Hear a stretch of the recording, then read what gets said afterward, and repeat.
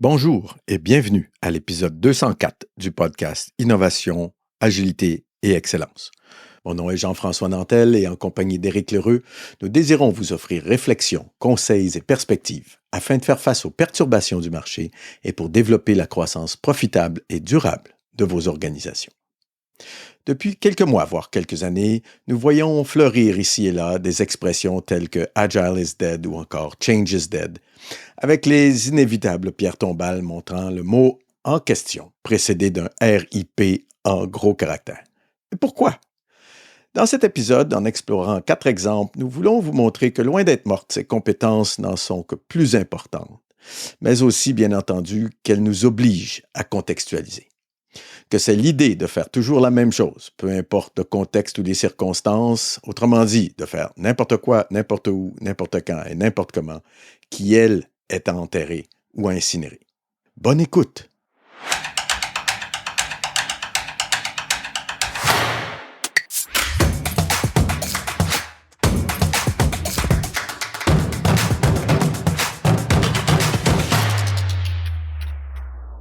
Commençons par Dave Thomas et son fameux Agile is dead.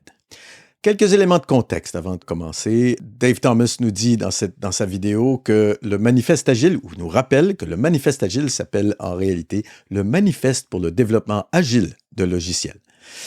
Comme signataire, il nous rappelle que ce sont surtout les 4 valeurs qui avaient été importantes, selon lui, dans le processus des 2 jours et demi dans l'Utah en février 2021 et qui a abouti à ce manifeste tel que nous le connaissons aujourd'hui. Il nous rappelle aussi que le mot agile est un adjectif et pas un nom, et que l'on vend des noms, pas des adjectifs. Agile devrait donc devenir un nom pour devenir vendable.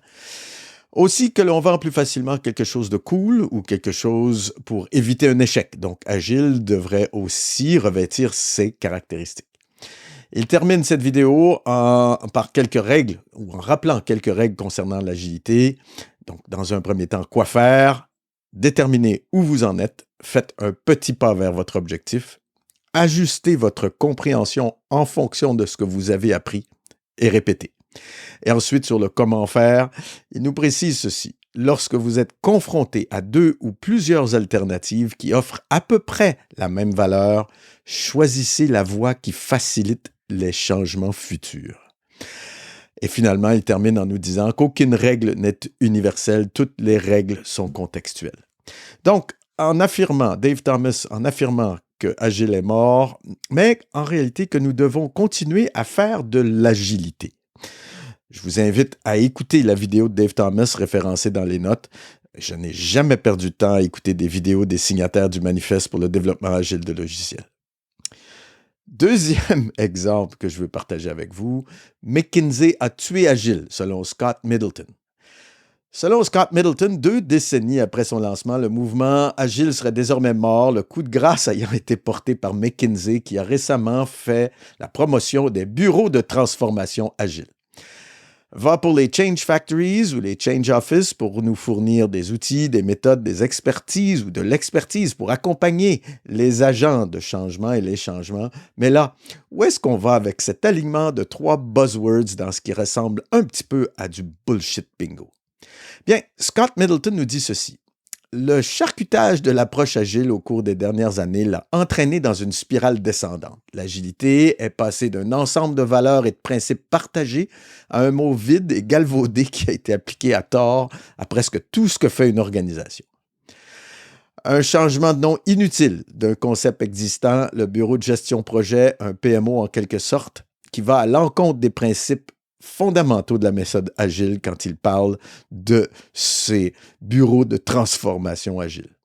En outre, un bureau de transformation agile qui, soi-disant, définirait la stratégie globale, qui suivrait les progrès et, encore entre guillemets, créer des normes minimales, va directement à l'encontre du principe du manifeste agile, des équipes auto-organisées et presque certainement de la primauté des personnes sur les processus. Pour rappel, ici, les fonctions d'un Project Management Office ou d'un Program Management Office ou d'un bureau de projet sont les suivantes, sans être exhaustives. C'est de suivre et contrôler l'efficacité de l'exécution des projets de l'organisation ou de l'entreprise, de piloter les projets de manière stratégique, de développer des méthodes de management de projet pour l'organisation ou l'entreprise, d'optimiser l'allocation des ressources clés en management de projet et de développer les compétences internes en management de projet, et j'en passe. Donc, en lisant l'article de McKinsey auquel Scott Middleton fait référence, on voit bien qu'on a affaire à une transformation de l'organisation du travail, mais la transition vers les valeurs des approches incrémentales et itératives centrées sur l'usager ne sont vraiment pas clairement établies dans cet article. Effectivement, quand on lit de tels articles, sauf pour le respect que je dois à McKinsey, on pourrait dire qu'Agile est bel et bien mort. Ou encore, je vais appeler ça, moi, un peu de SAFE, Scaled Agile Framework for Enterprise, à la sauce McKinsey. On déguise un leadership et un management efficace en alignant 3 buzzwords d'actualité. Troisième exemple que je veux partager avec vous cette semaine, Agile is Dead par André Bakken.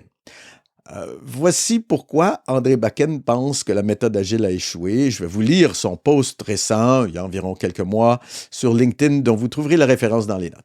6 éléments. Le premier, parce que c'est devenu une checklist. Ce qui a commencé comme un état d'esprit s'est transformé en un processus rigide.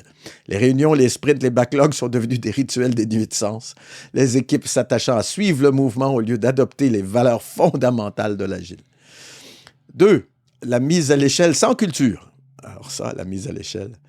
Les organisations qui ont mis à l'échelle des cadres agiles tels que Scaled Agile Framework for Enterprise, SAFE, sans aborder les questions culturelles, créant davantage de bureaucratie au lieu de la flexibilité qu'Agile était censé favoriser.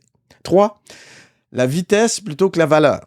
Les équipes se sont empressées de livrer quelque chose rapidement, mais souvent ce n'était pas ce qui importait. L'activité a remplacé l'impact et l'approche agile est devenue un travail fastidieux, selon André Bakken. 4e point, la résistance du leadership, bien sûr. La méthode agile exige confiance et autonomie, mais de nombreux responsables ne sont pas prêts à abandonner le contrôle. Sans leur adhésion, les équipes ont eu du mal à faire fonctionner le système. Je reviendrai là-dessus tout à l'heure. 5. La surenchère des consultants. Les consultants ont fait de l'agile un produit, le vendant comme un remède miracle, ou encore une manière d'éviter les échecs de la gestion du changement, ce qu'Agile n'est pas. Et 6e, son 6e point à M. Bakken, ignorer le facteur humain. L'approche agile a poussé les équipes à fournir des résultats à une vitesse fulgurante sans se préoccuper du bien-être ou de la confiance. L'épuisement professionnel s'en est suivi et l'engagement a chuté. Quelle leçon tirer de ce que M. Bakken nous dit? Eh bien, clairement, la méthode agile n'a pas échoué d'elle-même, premièrement. Il nous dit qu'elle a été sabotée par un mauvais leadership, une mauvaise interprétation et une obsession pour le processus plutôt que pour les personnes. Bon, M. Bakken a raison sur quelques points, mais il fait aussi plusieurs erreurs, selon moi. Première des choses, agile n'est pas une méthode, c'est une approche. Deuxième erreur, il tire quelques mauvaises conclusions en pensant que l'agilité est une recette adaptable à toutes les situations, ce qu'elle n'est pas, et surtout pas. Je ferai toujours référence à « de grâce, ne construisez pas un pont en utilisant une approche agile ». M. Bakken ensuite confond vitesse, un scalaire, et vélocité, un vecteur. Merci Claude Aymon. Nulle part, il ne parle de stratégie, de direction, de mission. 4e élément, l'agilité n'est pas une question ou qu'une question de flexibilité. C'est surtout, d'abord et avant tout, une question d'adaptabilité dans un environnement VICA ou incertain ou complexe. Enfin, peu importe. 5e point, l'agilité transfère à tous les membres de l'équipe les tâches de management. Difficile de transitionner à l'agile sans passer également par une transition vers le servant leadership dont nous avons parlé dans des podcasts précédents. Et puis finalement, et celle-là est un peu plus personnelle, je pense qu'André Bakken succombe à la tentation de dramatiser pour développer sa notoriété. Visiblement, ça réussit avec plus de 70 000 réactions à son post sur LinkedIn. Donc, je suggère plutôt à M. Bakken de jeter, par exemple, un coup d'œil au PMI Pulse of the Profession de 2024 qui vient d'être publié et qui nous indique que malgré l'hybridation des approches de management de projet, le taux de succès des projets reste remarquablement le même, à savoir entre 70 et 75 % depuis que je lis ce document en 2011 et que le PMI fait ce type de sondage. Vous trouverez bien entendu tous les liens auxquels je fais référence dans ce point-là dans les références sur le site web. Et dernier point, Change is Dead. Et là, il y a tellement d'auteurs que je ne peux pas tous les citer ici, ça deviendrait trop fastidieux. En lisant ces articles qui appellent à la mort du changement, on s'aperçoit ici qu'il s'agit d'abord surtout d'un changement de vocabulaire en ce qui concerne les moyens d'accompagner le changement dans les organisations. On est loin de la question des valeurs mentionnées dans le cas du décès annoncé ou de la mort de l'agile ou de l'agilité. Et permettez-moi de faire cette petite mise au point. En langue française, on distingue bien l'accompagnement du changement du management du changement. Le management du changement, que David Otici appelle aussi le changement instrumental dans ses publications, s'applique surtout dans le cas d'un changement dirigé, à savoir d'un changement qui est à la fois ponctuel et imposé, qu'il soit imposé par l'environnement externe, par exemple la COVID-19, ou encore par des acteurs, qu'ils et elles soient externes, par exemple Trump et ses tarifs, ou internes, par exemple l'arrivée d'un nouveau dirigeant ou d'un nouveau manager. L'accompagnement du changement, quant à lui, concerne un ensemble d'initiatives, d'activités et d'opportunités qui sont mises à disposition des membres d'une organisation pour les aider à explorer et à s'engager dans des comportements différents au travail, que ceux-ci soient imposés ou négociés, voire même participatifs. Ensuite, comme Claude Aymon nous l'a dit à l'épisode 182, un ensemble de changements, ça s'appelle une transformation. Donc, le changement de nature plutôt continue, plutôt que de nature ponctuelle, ça s'appelle une transformation et que ces transformations, elles aussi, peuvent être dirigées, c'est-à-dire imposées de l'extérieur ou de l'intérieur, ou accompagnées, à savoir négociées ou participatives.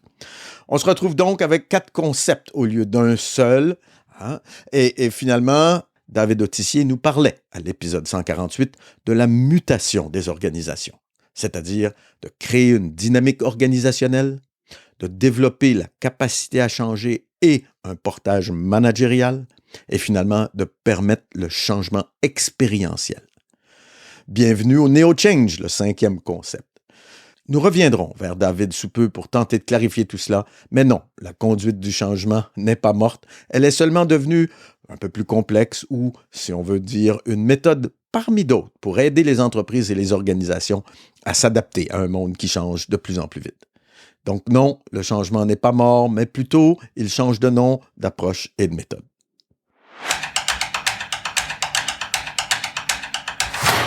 En conclusion, je vais encore revenir sur cette citation de Thierry Pic qui nous disait ceci à l'épisode 186 lorsque nous le questionnions sur l'importance des équipes organisées, élément au cœur de l'agilité s'il en est un.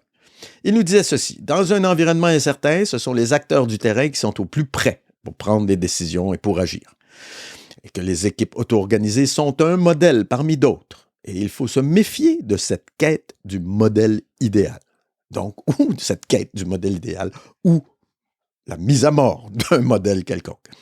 Et pour Thierry Pic, je termine, il disait que c'était une question de curseur dans ces questions d'auto-organisation. Pourquoi revenir sur ces citations dans des podcasts précédents? Un peu parce que ce sont eux qui le disent, pas nous. Et qu'en le faisant, au détour d'une question sur un sujet quelconque, cela vient renforcer, voire valider ce que nous aurions pu dire auparavant. Et si ça le contredit, eh bien tant mieux, car il n'y a pas de certitude en innovation, en agilité, ni en excellence. Donc, méfions-nous des modes, cultivons plutôt nos capacités d'apprentissage et faisons du temps pour des conversations stratégiques avec nos collaborateurs, avec nos clients, avec nos fournisseurs, avec nos supérieurs et avec nos subalternes. Nous espérons que cet épisode vous a plu. Nous vous invitons à vous abonner à notre lettre hebdomadaire au www.inteliaconsulting.com où nous abordons tous les mardis des réflexions et des perspectives pour vous permettre de développer votre capacité d'action stratégique. Vous retrouverez aussi les notes et les références de ce dont nous avons parlé dans cet épisode au www.inteliaconsulting.com/épisode 204. Et d'ici notre prochaine rencontre, nous vous souhaitons une excellente semaine. À très bientôt!